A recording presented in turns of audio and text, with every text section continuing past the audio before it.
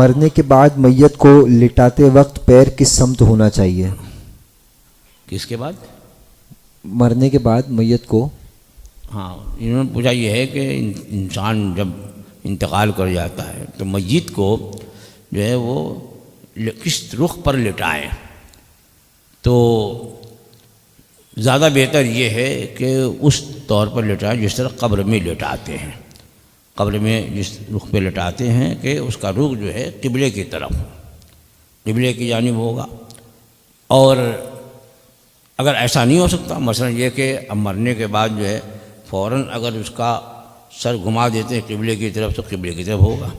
اور لاش اگر ٹھنڈی ہو گئی تو اب اس کو نہیں گھما سکتے، سیدھا ہے اگر، تو یہ بھی کہا گیا ہے کہ اس کا پائنتی جو ہے قبلے کی طرف کرے اور سرہانہ اونچا کر دے تھوڑا، تو اب اس کا رخ جو ہے وہ قبلے کی طرف ہو جائے گا.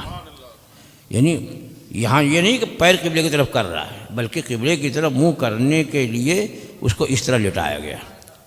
جیسے اگر کوئی کھڑے ہو کر کے بیٹھ کے نماز نہیں پڑھ سکتا تو اس کے لیے یہی ہے کہ قبلے کی طرف رخ کرنے کے لیے کہ سرہانہ اونچا کرے اور پیر اس کا قبلے کی طرف ہوگا اور لیٹ کر کے نماز پڑھے گا، تو اس وقت قبلے کی طرف اس کا رخ ہوگا.